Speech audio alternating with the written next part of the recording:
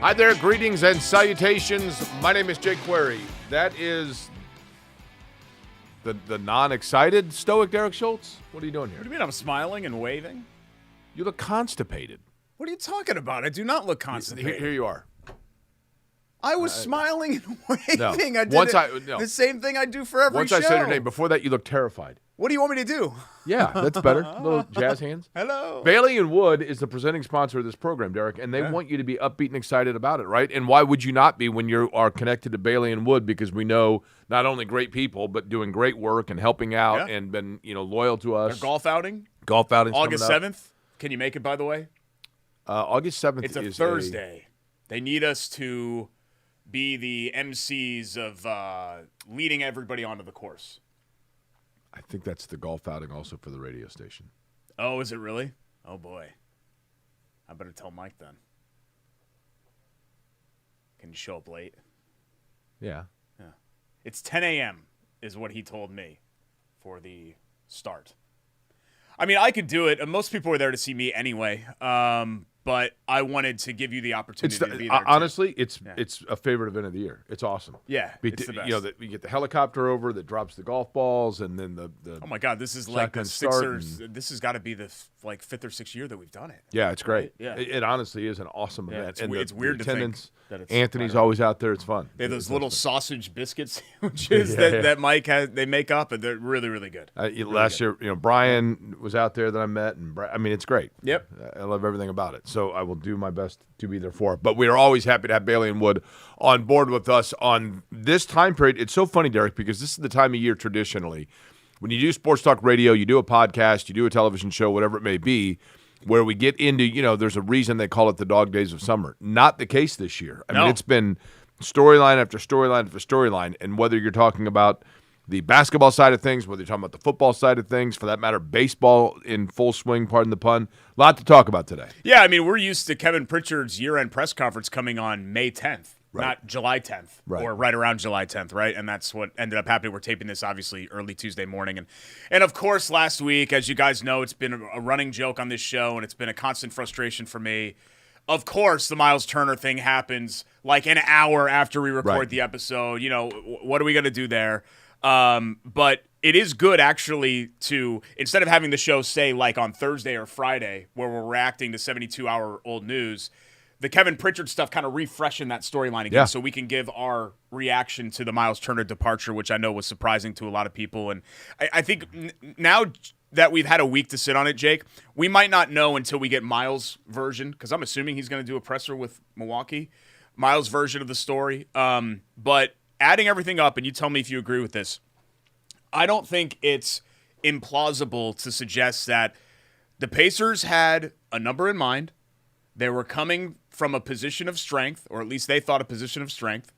I'm not going to call it hardball, but I think the Pacers said, you know what? We don't think Myles has a lot of options here. We feel good with this number. Look, we're going to go into the tax and all of that, right? But we feel good about this number here, so we're going to offer him this deal, not knowing that Milwaukee was going to do what they did and swoop in and free up space and the whole deal. Turner saw that offer and thought to himself,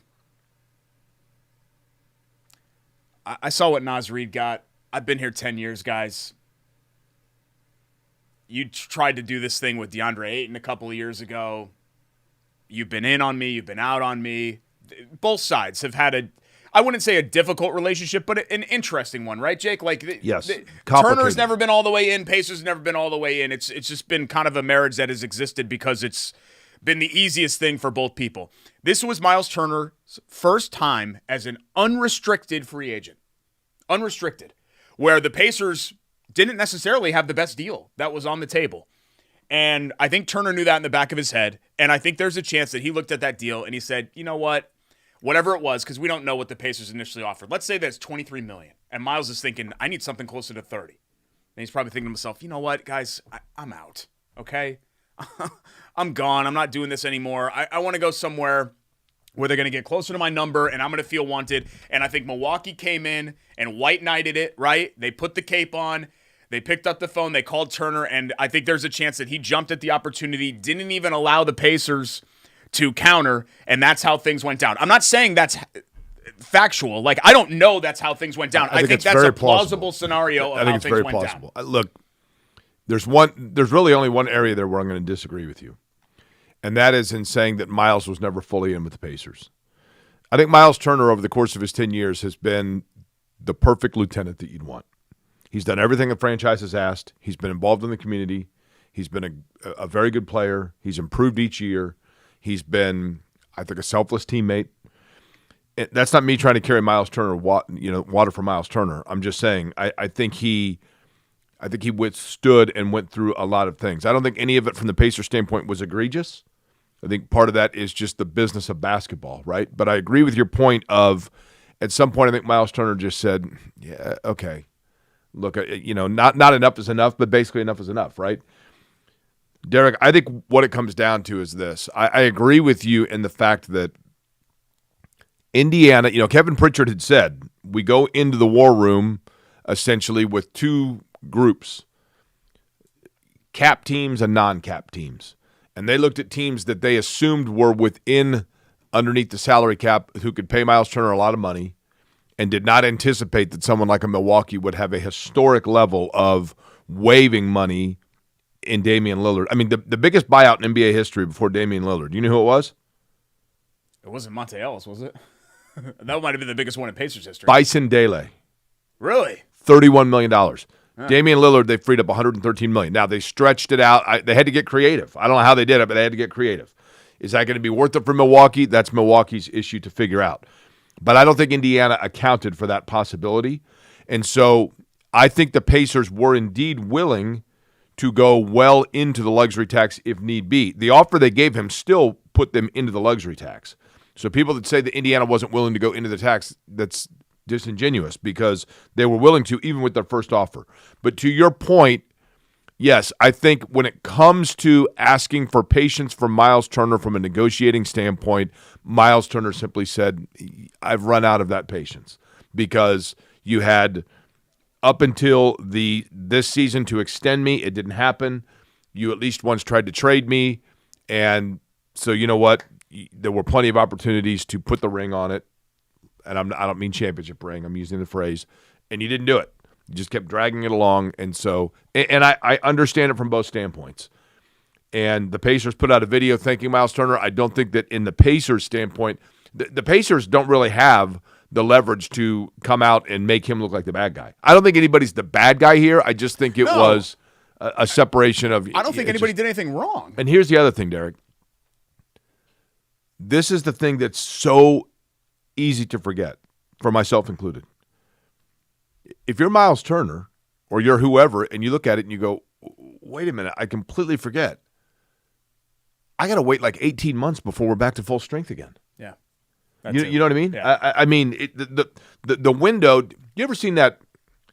There's a game on The Price is Right where it's like the price of a car and there's the little green shade thing and it slides and then you stop it when you think it's over what the price of the car is.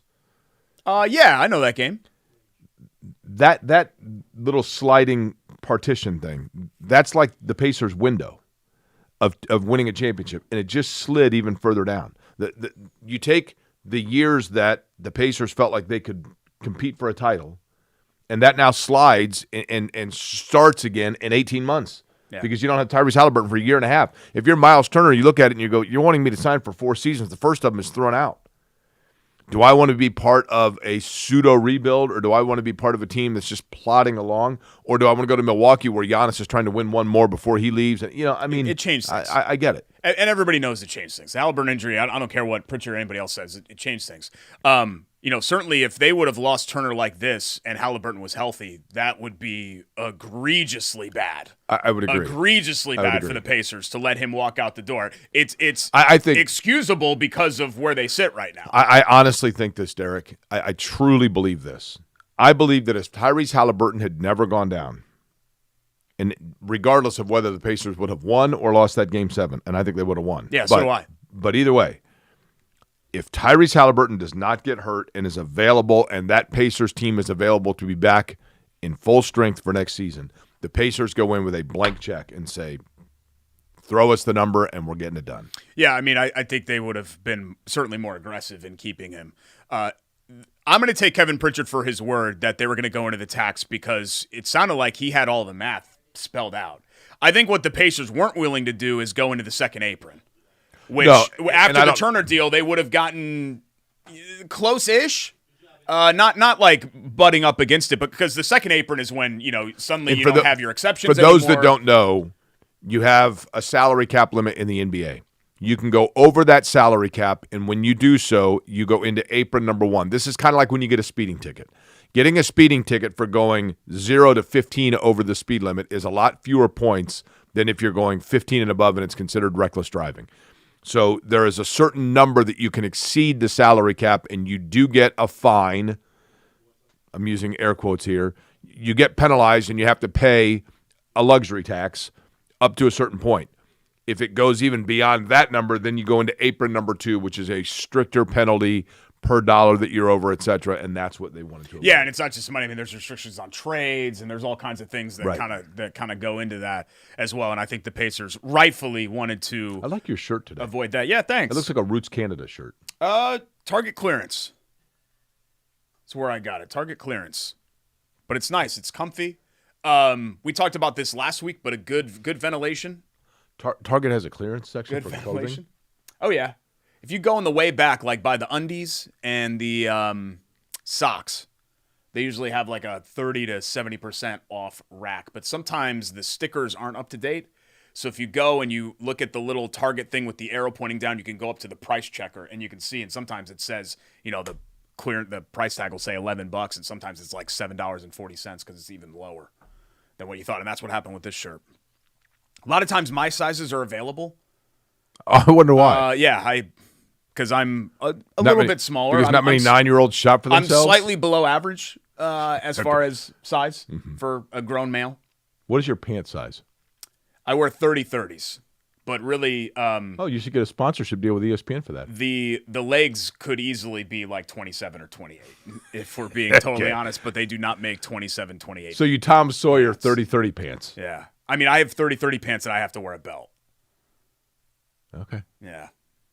But it's being in insane shape is just the cross that I bear. Sometimes I have to deal with that. It's tough to look really good. And when you look really good, it's hard to find clothes that fit right, that, kind of accentuate all the everything like that. But it's just, it's just my life. Okay. I just try to be humble about it is what's important to me.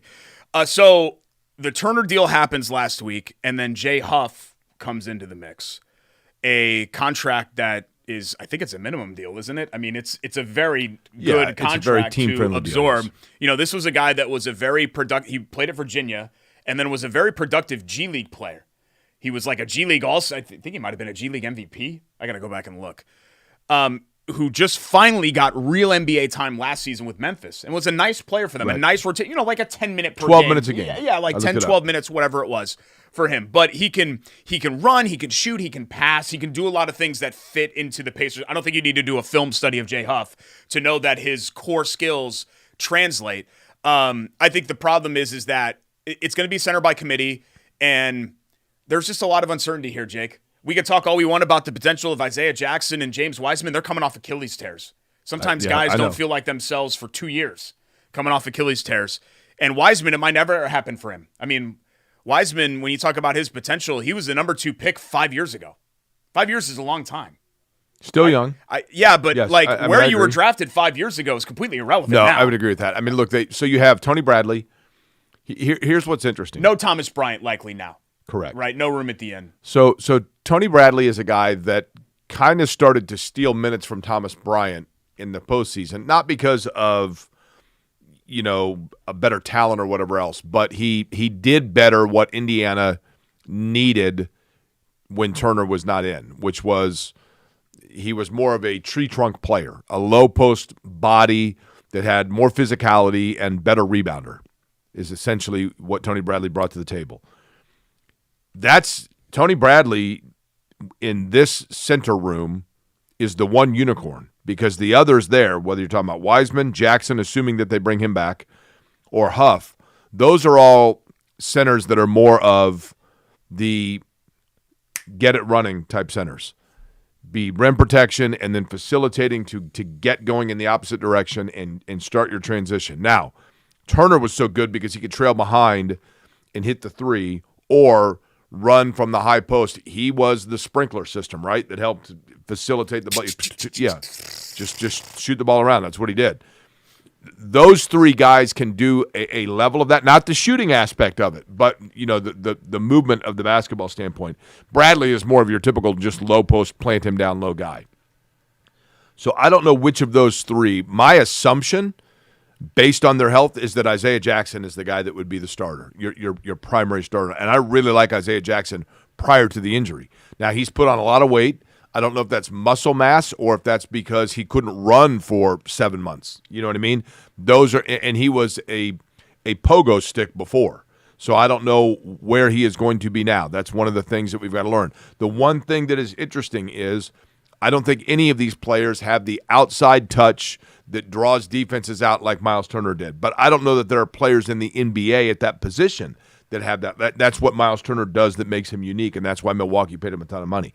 So, but I keep going back to, Derek, they have a year to figure that out because this year, I hate to say it, from a title standpoint, this year's a wash. Yeah, I'm on board because of the circumstances. If you would have come to me 6 weeks ago and said, hey, guess what, Derek? Pacers and not give me any other context. The Pacers center rotation next year is going to be Jay Huff, Isaiah Jackson, and James Wiseman, and Tony Bradley.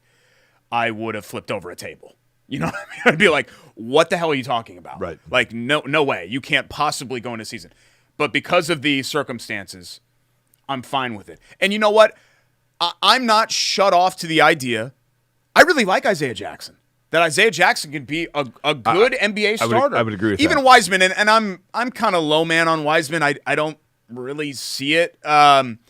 I'm not shut off to the idea that that's a winning lottery ticket either, right? I wouldn't bet on either of those guys, but I'm not shut off to that idea, and I'm willing to let this play out.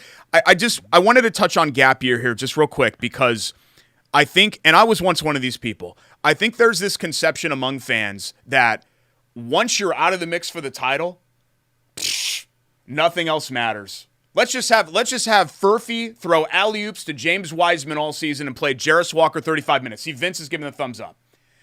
You can't go to Pascal Siakam and Aaron Nesmith and these guys that went to war for you the last 7 months and be like, hey, guys, thanks for everything that you've done for us. And Siakam, I know you're due for a contract extension. And Nesmith, I know you're due for a payday after being the NBA's biggest bargain for the next 3 years. Guess what? For this season, we're just going to kind of take it easy. It's going to take a gap year. I hope you guys understand. I hope you're cool with that. You can't do that. That's not how Derek, business can be done. But I think, here's the thing. When we say gap year, and this is the benefit, gap year by Pacer standards.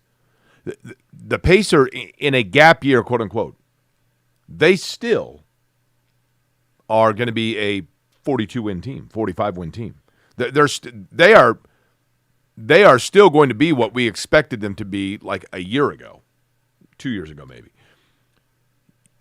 I think what you have is last year's team, but without Hailburton and Turner, and Myles Turner to me, Derek, was their second most important player. He was the guy. The way that the Pacers played that made them unique, especially offensively, and their pace, their speed, was facilitated by Turner as much as anybody not named Tyrese Hailburton. More so. I think he was a very important piece to what they did. But now what you do is you go in and you say, okay, we are still going to put all our pieces in, except Hailburton's not there.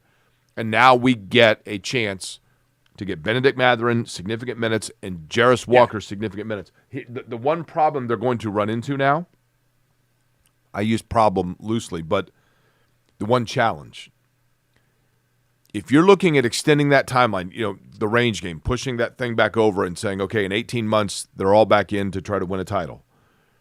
Benedict Mathurin was presumably going to be a guy that you looked at and said, he is going to be a very good sixth man for them. He's going to be their first guy off the bench that's, whatever else.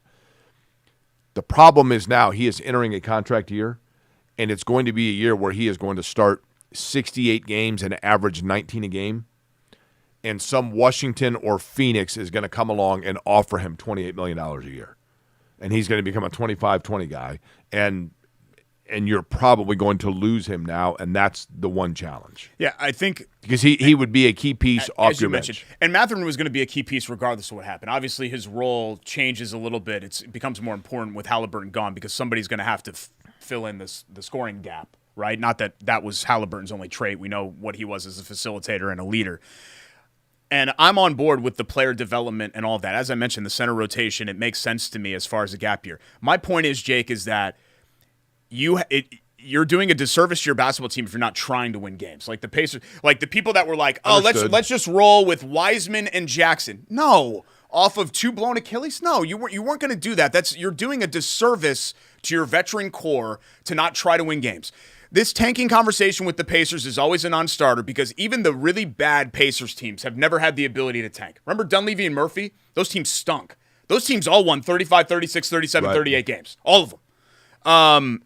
The Pacers can roll out of bed with this roster with Nesmith and Nembhard and Siakam, obviously presuming everybody's healthy, and still win 40 games. No, you're right. No so, I mean, they're going to be a 4 or 5 seed, right? I guess I'm just trying to get in front of this because I know there's going to be an element of the fan base that is like, what are we doing? We've got to go 25-57 next year.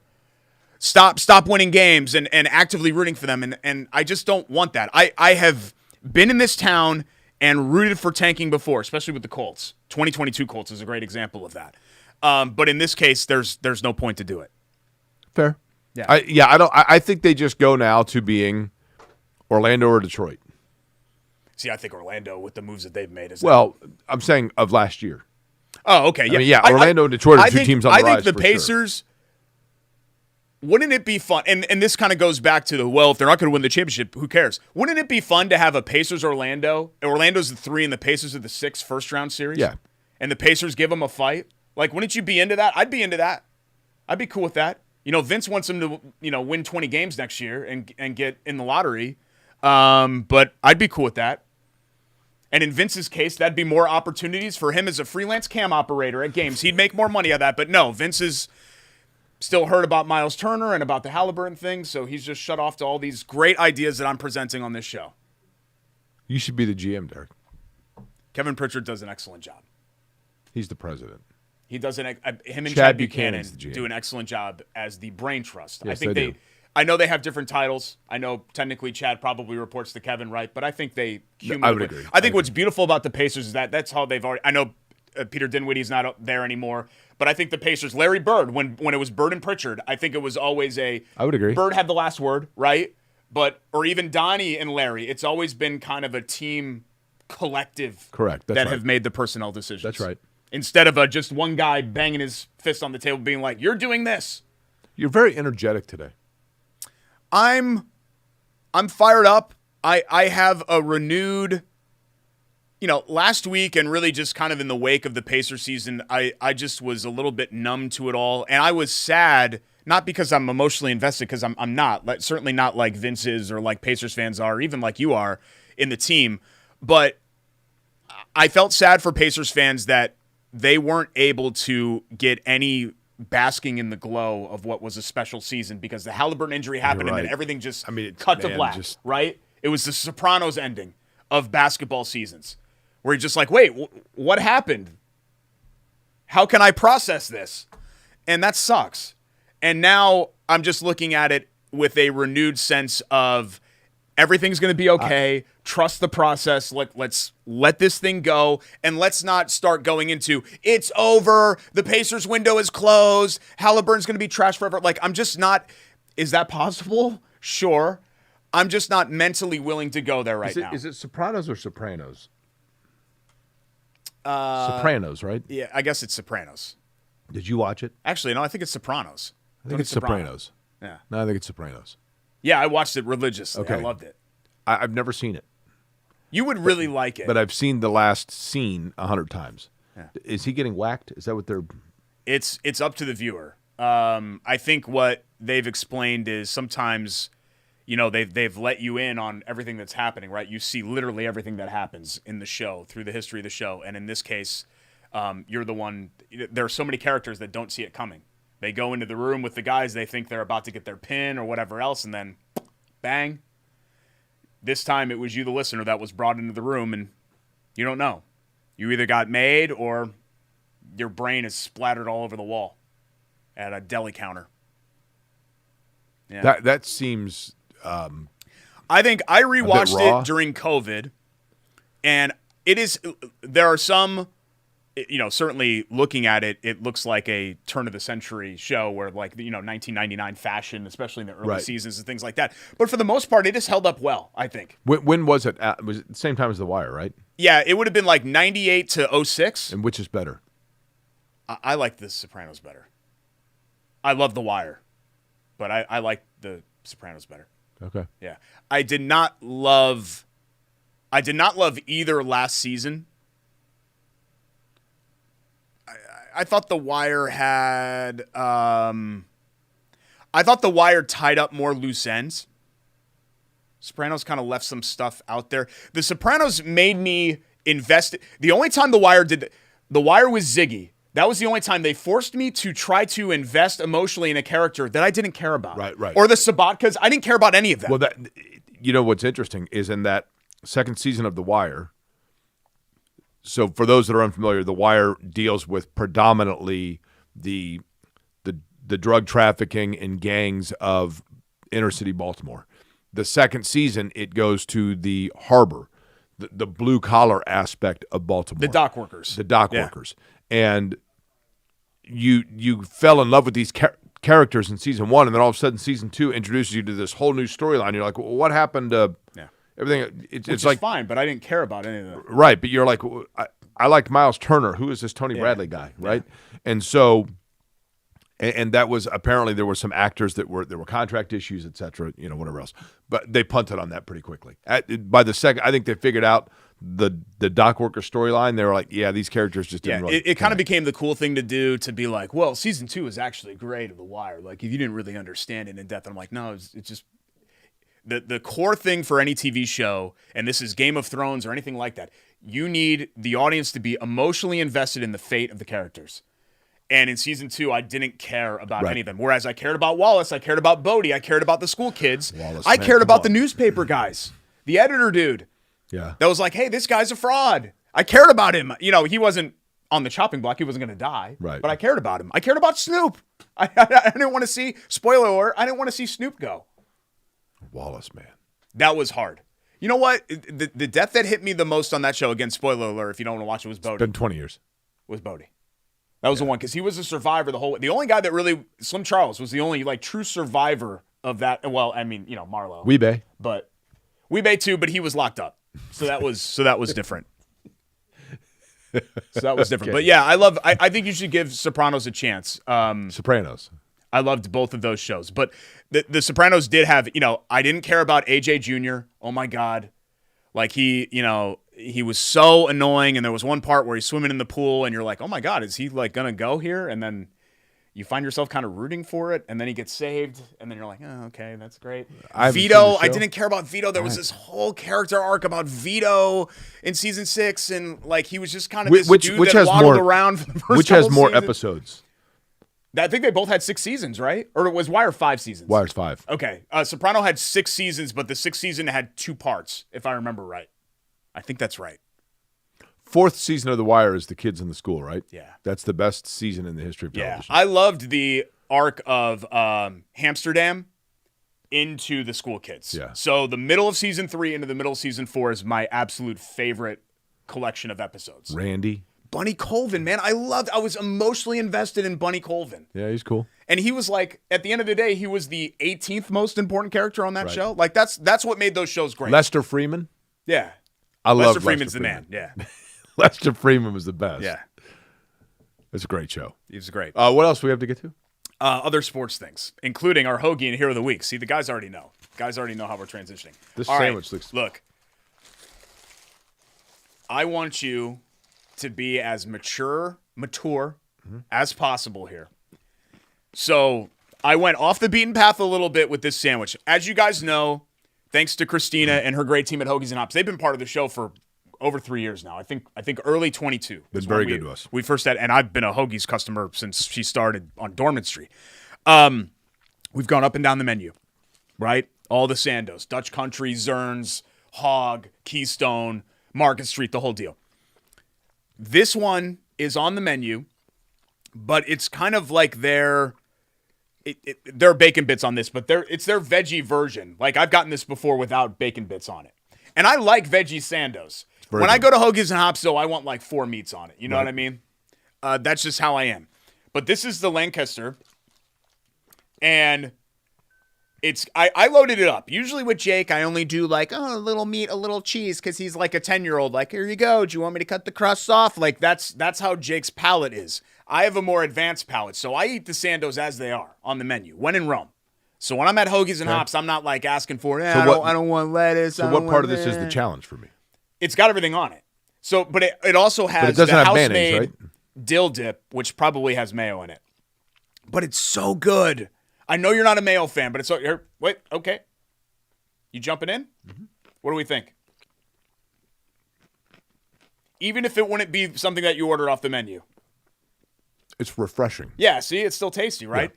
So I got it's refreshing. It tastes like summer. House-made dill, bacon bits, LT Munster, and then I also put cukes on this. Just extra cute. I love cukes. Yeah, cucumbers are great. This is outstanding, actually. It's good, right? Mm-hmm.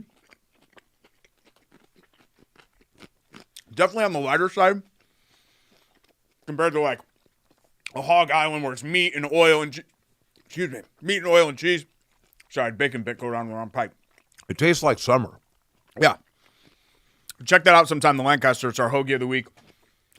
Our Brew of the week. Chili Water Tap Room, 42nd and Boulevard. You actually took that a lot better than I thought you would. It's very good. Mama tried. They're going to have the Grapefruit Radler on. Alexa told me this week. They had a canning issue. Your computer knows that? No, Alexa at chili water. See, this is the thing. Jake just goes in and he just orders a sandwich and he sits in the corner and he sits by himself. Mm-hmm. I'm talking to everybody. I'm talking to Freddie. I'm talking to Alexa. Like, I'm hanging with everybody. Hey, Donnie, what's up, man? How's your son? Oh, how's the band doing? Christina, whoa, hey, it's great to see you. Thanks for sponsoring the show. Love hey, have you got back to Philly lately? Or right. Pottstown, because that's your hometown, because I know that, because we're buds, and Jake doesn't. I was just in the area and reached out to her to find out what sandwich it actually kind of upsets me, because you have a radio show, too, with sponsors as well. And for me, it's always been like, I've really embraced everybody. And you've tried with Chateau and all of that, but these are all like my buddies and my friends. And you're always just like, where's my sandwich? Not at all. I go in there. Well, you never call me when you go in there. Exactly. So I didn't even know that. Mama tried. This is the dark Mexican lager. As we had mentioned, it is a dark beer, right? And dark beer in summer. Smooth. Yeah, you usually say, I don't want a dark beer in the summer. You're right. It's smooth. It's not heavy at all. So this is a good porch beer. The Mama tried. Our hero of the week. Stepped a little bit out of our usual bounds with the Lancaster. Doing that with the hero of the week. We're going baseball. Oh, hang on. Going baseball here. Do you need to grab whoever called you there? No, I'll grab it later. Clayton Kershaw, our hero of the week, hit the 3,000 strikeout milestone just last week. You know how many players in history have done it? 19. Close. 20. He's the 20th, right? Yeah, he's the 20th. You know how many people have 3,000 hits? I knew it was more. 26. 33. Okay.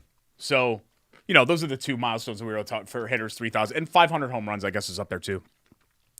But fewest innings to reach 3,000 strikeouts, 11-time All-Star, 3-time Cy Young winner. Might be one of the last modern-day pitchers to reach that mark. I kind of searched around. I was like, hey, who's next in line? Chris Sale is only 500 strikeouts away, but he's 36, and he's, like, always injured. He had a great year last year with Atlanta. I think he'll get there, but I don't know if that's necessarily a guarantee. And then after that, it's kind of slim pickings. I mean, Garrett Cole, who also is dealing with injuries right now. Ohtani? I don't think he'll throw enough innings to get there. I just think with how we treat pitchers now, it's just going to be awfully difficult. But then again, guys are striking out a lot. So I'll tell you one thing that I don't know. You ate that whole sandwich, damn. That's very good. Yeah. One thing that makes me sad is the wrong way of saying it. Maybe I'm just getting old, but I'm curious of this, Derek.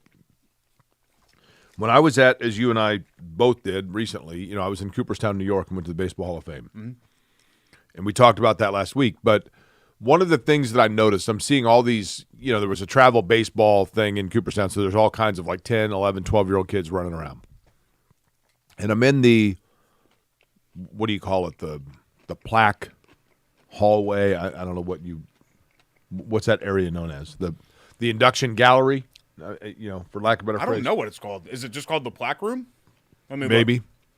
I think it's gallery. There's gallery. At any rate, kids are walking around, and maybe I'm old, and maybe I'm just thinking like, as I have a tendency to do. The plaque gallery. The way my brain thinks, okay?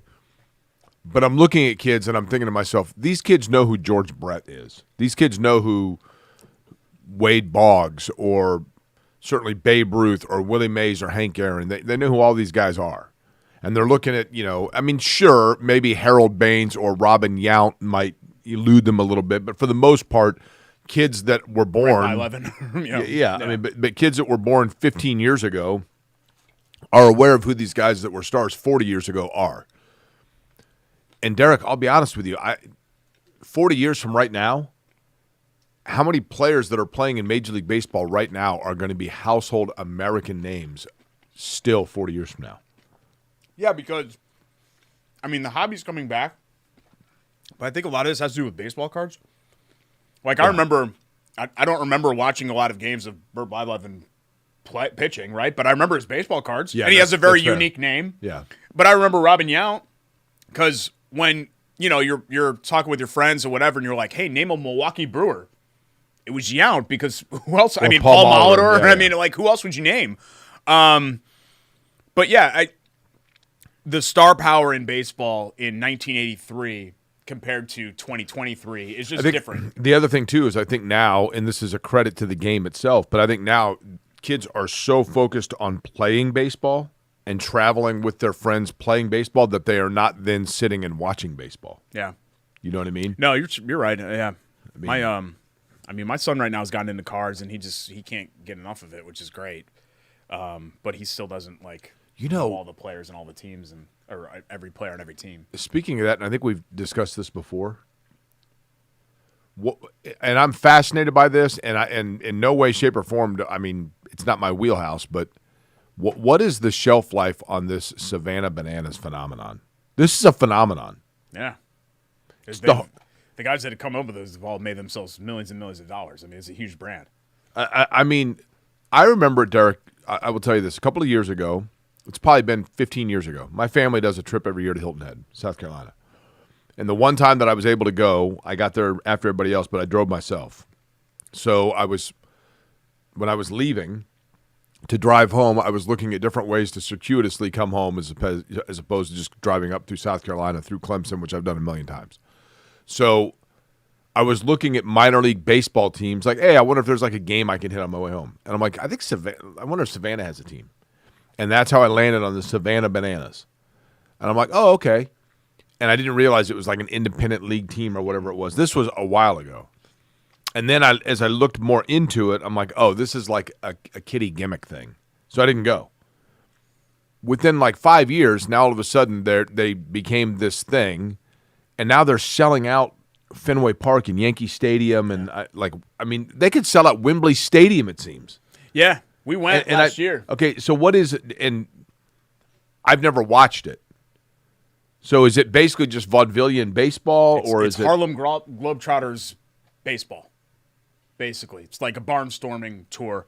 And they dance and have fun and they joke, and there are stoppages in the games for like dancing and things like that. You would hate it because it is very loud. Very loud. And it is kid-centric. It is for people, it is for kids ages 5 to 12, I would say. That would be the core audience of it. But they have gear and you're buying concessions and all of that stuff. And it's fun. Okay? Like, it wasn't for me. I went and I knew that it wasn't for me, but right. I still had fun because I was watching my son and his buddies kind of have fun with it. Yeah, that's cool. The guy that comes out dressed in the yellow. Oh, yeah, and they have stilts, and they got a guy on stilts that throws pitches, and then they play a team called the Party Animals, and they've got these like bright colors, and it's fun. It's fun and loud. Okay. Yeah. And they play a full 9 innings? Yeah. Did they ever lose?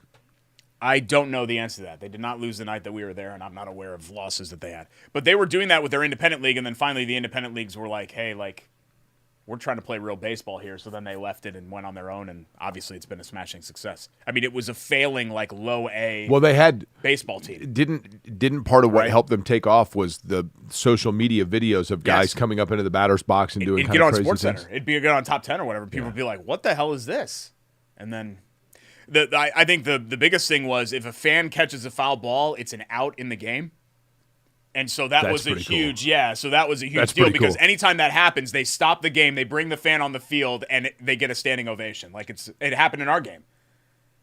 Or a dad caught the ball, and they're like, get him out here right now. And then on the mound, and they're like, this is Jake Query. When I was a kid, and everyone's like, woo! When I was a kid at Riverfront Stadium, Rake will probably remember this. In the old days of Riverfront Stadium at a Reds game, if a fan caught a foul ball, on the video board it said, sign him up. An usher will come get your name and offer you a contract. And I thought it was real. Oh, my God. I thought, oh, wow. Yeah. Like, that guy's going to, like, he used to play for the Reds. Yeah, kids were a lot dumber in the pre-internet days. Like, kids know now, like, what's going on. But, yeah, in the when did you grow up? Like, the early 1970s, like, people were dumb enough to believe that stuff. So that doesn't surprise me. We had Encyclopedia My generation is a lot smarter. We had World Book. Nobody in my generation got their computer frozen and shut down by trying to download Pamela Lee. That happened to an entire generation. Well, that afflicted. Not this one. People. Yeah. Trojan horse virus. Easy on the Trojan part. Yeah. Okay. Oh, God. Gross. We come back on the show. I think we're going to talk Colts. Don't seem so excited. I'm not excited. Are you excited? No. Is anybody excited right now? Training camp schedule and stuff. We got quick hits. We'll talk about other things. It's Corey and Schultz, ISC Sports Network. Stick around.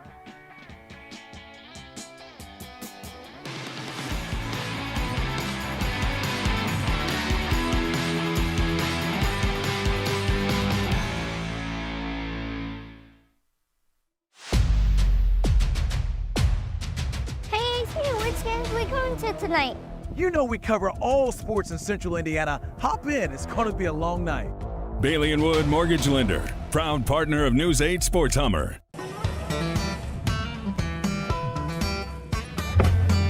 Hey, AC! Nice snap. Mortgage is a snap!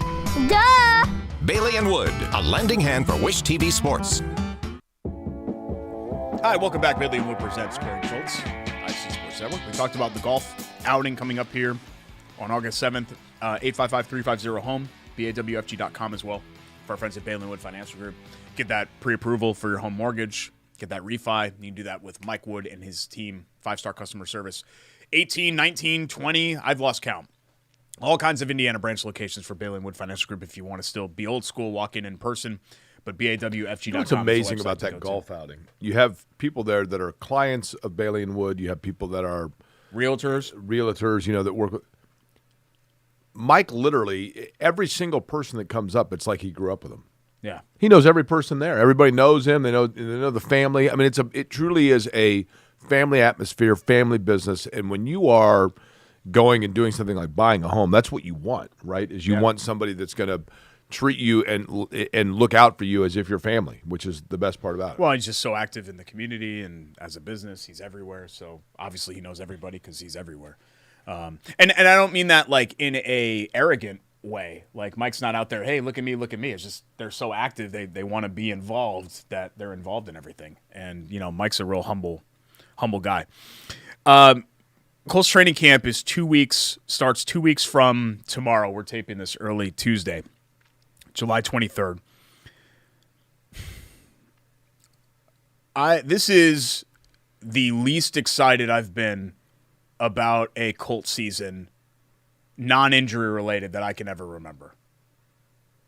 Like, I'm just not excited at all. I'm not excited. What's their ceiling? I'm not excited to see Anthony. I mean, their ceiling is if Anthony Richardson hits, that they could be a 11-12. Honestly, they have enough talent. I think offensively to be a good offense. I think defensively they're okay. I feel better with Bynum and Ward to kind of shore up the back end. But I think defensive, you know, you still have Buckner. He's going to play at a high level. You still have Stewart, you still have some of those other pieces. Those rush ends, Latu or somebody, Pay, is going to have to take the next step, even though I'm kind of out on Pay. I think he's fine, but I think he's just a guy. Fine. Yeah, I would agree with that. But that's been their whole problem at edge. So not taking 2011 or 2017 into account, that was the Peyton Neck year when it was Kerry Collins. And then 2017, I think you knew Luck was going to be out, right, because of Tolzien. This is the least excited I've been about a Colts season. I would like for you, Derek, to think of, for me, either, and I'll give you your choice between Major League Baseball and the NBA. Okay? I want you to close your eyes and I'm going to describe a franchise, and then I want you to out with it. You ready? I want you to tell me a team that, for the last handful of years, has been a solid 60% of their games they win. They are either right on the fringe of making the playoffs within their respective league, or, if they don't make the playoffs, they're right there in the last week vying for a playoff spot. And then if they get in the playoffs, they have a puncher's chance of winning, like in the first round, but more often than not, they don't. But you go, okay, the year was okay. But other than that, you just don't hear a lot about them. They don't have any stars. They're just kind of there. And you don't roll your eyes at them because they're competitive and they're fine. But you also don't think about them as a contender because they're just kind of there and competitive and fine. The franchise that I just named, either in Major League Baseball or the NBA, is? Thanks for thinking of this as I was the Guardians? I think the Guardians are better than that, but okay. Yeah. The Arizona Diamondbacks? But they made a World Series. The Diamondbacks? Well, so did the Guardians. Yeah, but recently, the Diamondbacks were in the World Series 2 years ago. Guardians last one, 2016? Yeah. Against the Cubs, right? NBA you have to take out because I think the NBA is a stars league, so you're aware of the stars. Milwaukee's kind of become a team like that, or if they get in the playoffs, hey, great, but they're not going to go very far. My point being, isn't that what the Colts are now nationally? Is anybody... if we talk about the NFL in Indianapolis, Indiana, you're going to mention Pittsburgh and the Aaron Rodgers drama. You're going to mention Kansas City and Buffalo and, the high-flying offenses thereof. Even New England, just because of, what happens now without the dynasty that you had. San Francisco's always kind of in the news. The Raiders are, even because they're in Vegas now. If you're in Phoenix, Arizona doing drive time sports talk radio and you're forecasting the NFL, how deep into the conversation do you get before you mention the Indianapolis Colts? Yeah, and it's I think it's an AFC South problem just in general. The AFC South have always sort of existed in the background. The NFC East, say what you want, and the NFC East has had some bad years where all the teams have been bad, but there is constant chatter and attention on the Eagles, the Giants, the Cowboys, the Commanders, constantly. You have legacy fan bases that are in that, and legacy teams that are in that division.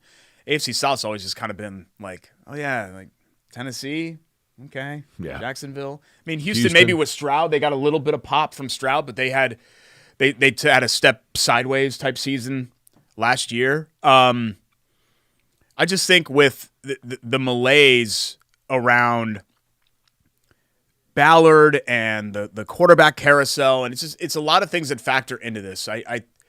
Colts fans have put up with a lot. And asking them to be optimistic and hopeful when that optimism and hope has not paid off in anything in 10 years is tough to do. I think at some point fans, and especially when the Pacers turned it around like this, man. They did. Pacers 2 years ago were 2.5 years ago were they were down bad, and they turned around like they're 48 minutes away from a championship. And the NFL is much more conducive to quick turnarounds, and the Colts they can't do it. By the way, they were 24 minutes away from a championship, right? I guess they led at halftime. Yeah. Even though I was blacked out and numb that whole game. Like your buddy with the No, not blacked out. I didn't have a single drop of alcohol, but I sat in Game 7 almost catatonic. I was just like this. Nemhard hit that three before halftime, and I'm just like this. At the beginning of the show. Normally, Nemhard hits that three before halftime, and you're like, oh my God, they're leading. This is amazing. But after the Hailburton injury, I was a vegetable. Like the sandwich. Yeah, well, that had bacon bits on it, but yeah. The Daniel Jones is going to be the starter, isn't he? I've been since day one. I've said that. Yeah. I said my hottest Colts take was that Daniel Jones is going to start. Everything that the Colts have said so far, they want consistency, they want to win now, they want all that stuff. Jones fits that better. Now Richardson could still hit, but I think there's a very small chance of that happening. Right. I was all the way in on Richardson. I was buying the hype. He was flashing his rookie year, even in, obviously a small sample size, only 4 games. It was 10 quarters. Jones at one point last year. Look, he did enough to get a big contract out of the Giants. I mean, they saw something in him. Yeah, they had I think it was 22. They had a very smoke and mirror season where they won a ton of close games. Saquon had a great year. And then it went into they went into the tank right after that. So I think, no offense to Daniel Jones, I think Daniel Jones is a really solid quarterback. I think he's going to have a 15-year NFL career. I really do. But he'll be like a Ryan Fitzpatrick type where he comes in and, I don't know if he'll Alex be Smith? somebody's star. Well, but Alex Smith still played at a high level. I think he's a poor man's Alex Smith. A really poor man's Alex Smith. I think that's discrediting Alex Smith. Alex Smith Jeff Garcia had a good NFL career. Yeah, sure. Jeff Garcia. Ryan Fitzpatrick. I like Ryan Fitzpatrick. Yeah, that's kind of how I feel about Daniel Jones, where the ceiling is not very high, but the floor is very high. Right. And I think the Colts, it's butt saving time for the Colts. The theme of this year is butt save. So the quarterback's trying to save his butt, GM's trying to save his butt, coach's trying to save his butt. Okay. All 3 of those guys. Because if this goes in the tank this year, if the Colts go 6-11, I know Chris Ballard has had 19 lives. If the Colts go 6-11 this year, everybody's out. So is it Steichen's out, Richardson's out, Ballard's out. Is it time for little Chateau Kitchens Biter Bullshults? Well, yeah, but we got to get to another break. We did like a 45-minute first segment. That's called a tease, Derek. Yeah. Okay. Sometimes I teased don't. it. Yeah, you're teasing it? Yeah. Is it time for yes, and we'll do that next. Yeah. That's not really a tease. All right, we'll do that next. Can we do a 3-segment show and just piggyback the last sure. one? Okay, cool. Craig's giving this a thumbs up. Vince is looking at me like he's catatonic. It's Corey and Schultz, ISC Sports Network.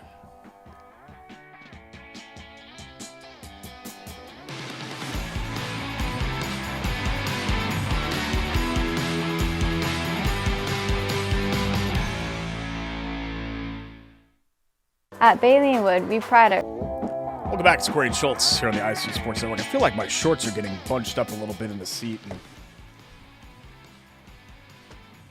it's probably a little too... Is this too much, you think? I know our listeners at home, or viewers at home can't see it, but is this probably a little too much? We've been going to the pool at the JCC a lot, and I usually will roll up my bathing suit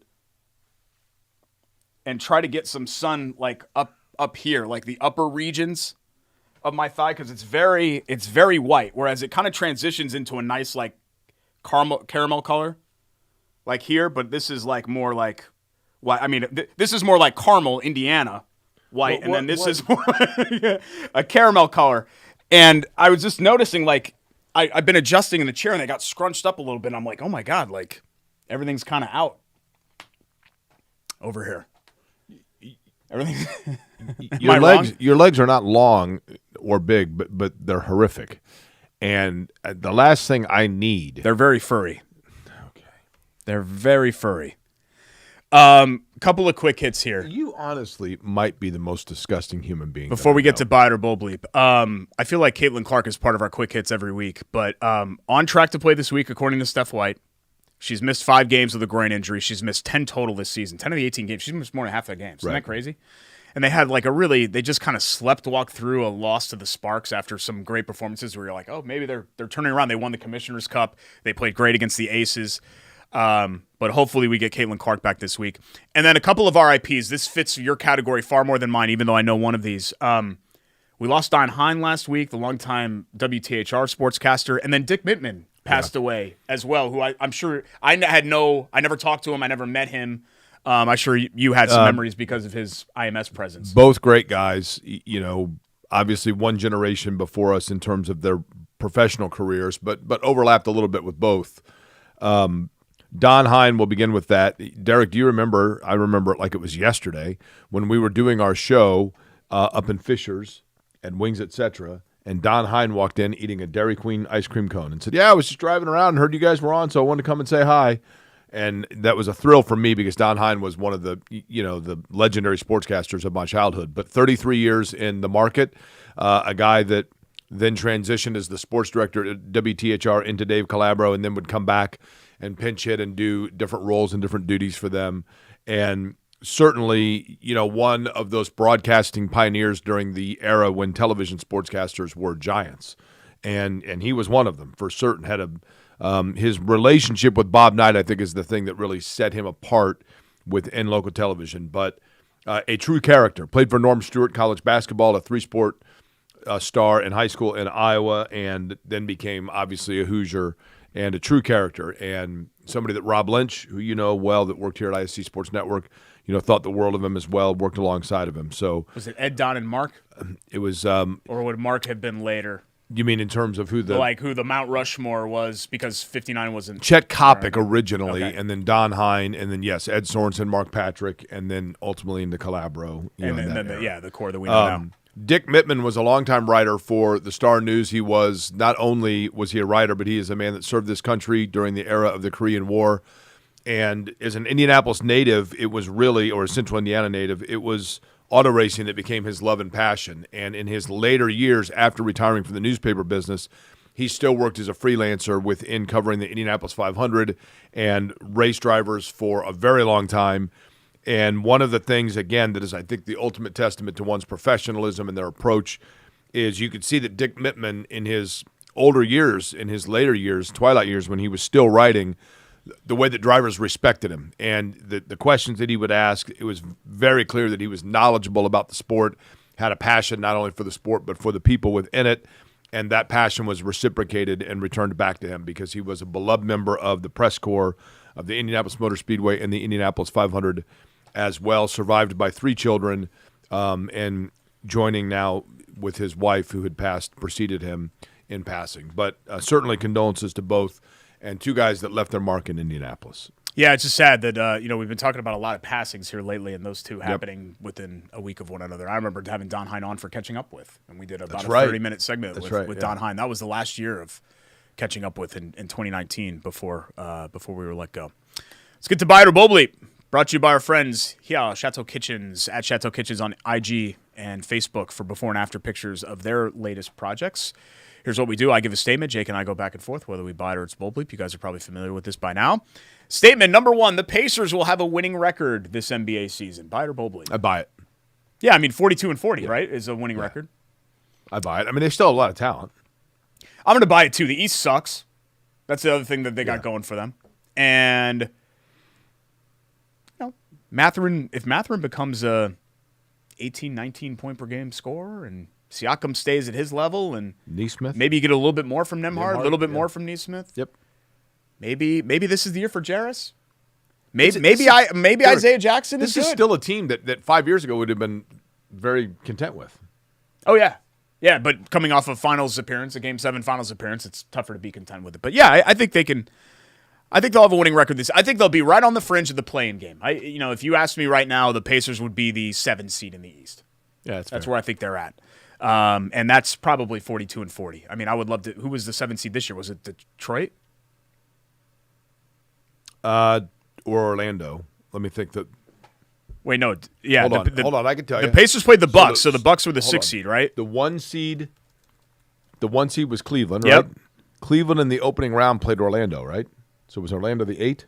I don't even remember who they played. Or did Cleveland play Detroit? No, Detroit played New York. No, they played Miami. Forgot about Miami. So the 7 was Orlando. Detroit was the 6. Okay. Detroit played the Knicks were the 3-6 series. Yeah, because for some reason I was thinking the Pacers and the Bucks were the 3-6 series, but they were the 4-5. Right. Because obviously they played Cleveland in the next round. Yeah, okay, that makes sense. And Orlando was 41-41 as the 7th seed. So right there, winning record. Statement number 2, the Colts will have a winning record this season. Buy it or bold bleep? I'll buy it. They're going to go 9-8. Yeah, that's my prediction too. Which stuck in that. Which is the worst case scenario, isn't it? Yeah, you'd rather them just go 6-11 and gas everybody out, or obviously go like 11-6 and take a notable step forward. But I do think, and we keep saying this going into every season, like this is it. This is the season where it's all decided. especially with the daughters now in charge. This is it. This is it. It's going to happen this year or it's not. And then you got to make the page. New coach, new GM, new quarterback. You got to do the whole thing. Got to. You can't keep going. Right. Here. If they go 9-8, if they don't make the playoffs, then you got to Bauer's got to go. Like maybe Steichen doesn't go in that case, but I think really if you're going to make a regime change, then you just kind of clear everybody out. That's fair. And then it's time to move on. I don't have a third one. Do you have one? Third statement, bite or bull bleep. We got about 2 minutes here. I think. right. I'm in my head. I thought that we started at 20. You ready? Yeah. Bite or bullshits. Either the men or women's side of things, the Wimbledon winner will be somebody whose name you had not heard of until they won. Oh, God. I'm not qualified to answer this at all. I'll say buy it. I went from being a casual tennis viewer to being almost like a non-viewer now.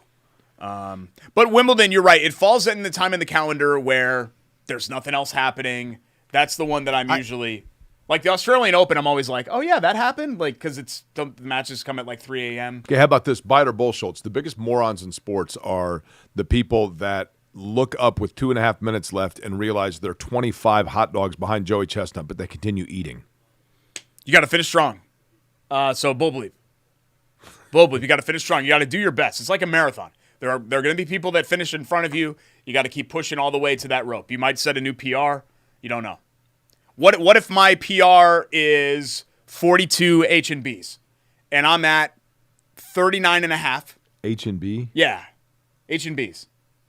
And I'm at 39.5 and I want to get to 43 and I want to set a new. What if I want to get to 45? What if the bar I set is 45 H&Bs? What's H&B? Hot dogs and buns. That's HD&B. No, it's H&B is the proper terminology. HD&B. Have you watched eating before? But HD and it'd be HD&B. Hot dogs is two Jake, words, right? It's H&B. No. H&B. Nobody uses these dumb acronyms that you come up with. Eating anyway. challenge hot dogs. Look, H&B. No. H&B. It'd be HD&B.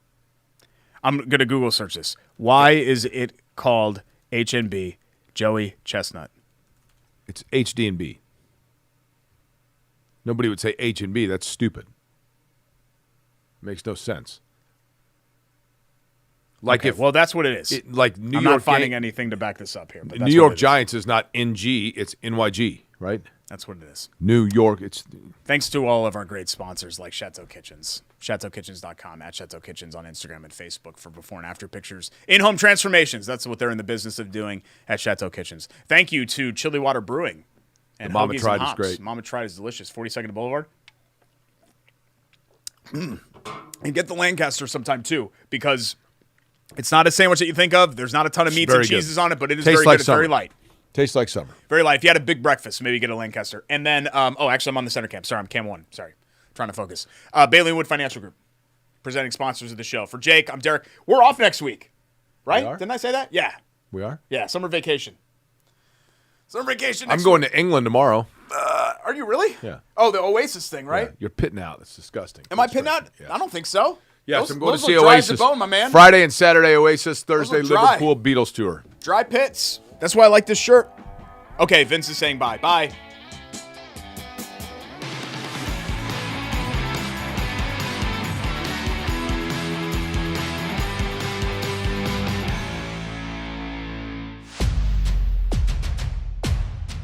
Hey, AC, which games are we going to tonight? You know we cover all sports in Central Indiana. Hop in. It's going to be a long night. Bailey & Wood Mortgage Lender, proud partner of News 8 Sports Hummer.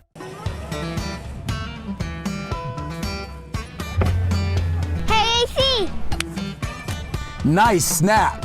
mortgage is a snap. Duh. Bailey & Wood, a lending hand for Wish TV Sports. At Bailey & Wood,